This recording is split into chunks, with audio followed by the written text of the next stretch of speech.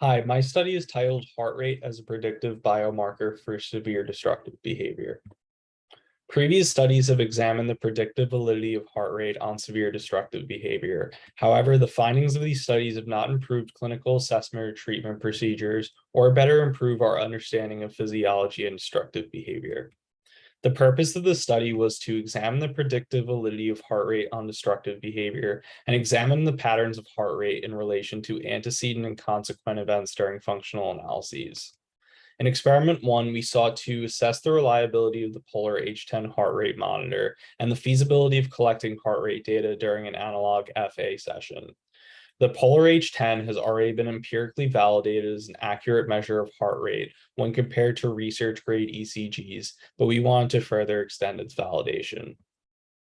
A Confederate participant wore 2 heart rate monitors while engaging in various durations of physical activity and rest, designed to simulate what responding may look like during an FA session. We found that it was feasible to collect heart rate data during an FA session.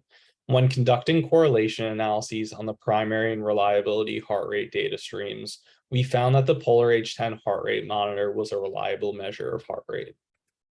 In experiment 2, we examined the predictive validity of heart rate on destructive behavior and the patterns of heart rate when reinforcers were present or absent. We consecutively enrolled 4 8-year-old participants in which we were able to capture all main functions of destructive behavior. When examining the predictive validity of heart rate on destructive behavior, we found that heart rate was not predictive of destructive behavior. Though we saw some replicable patterns of heart rate in the relevant test conditions for the functions of one participant, this was not replicated across functions or participants. Displayed above is the unclear patterns of heart rate surrounding destructive behavior.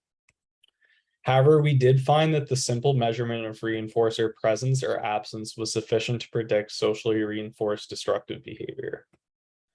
When examining heart rate in relation to reinforcer presence or absence in participants with social functions of destructive behavior, clear patterns of heart rate were not identified. Although we found that heart rate was not predictive of destructive behavior, we did identify a sufficient predictor for socially reinforced destructive behavior. However, a reliable predictor for automatically reinforced destructive behavior still remains unidentified. Future research should continue to assess other biological measures, specifically neurological, in individuals with automatically reinforced destructive behavior using the procedural framework provided in the study. Thank you.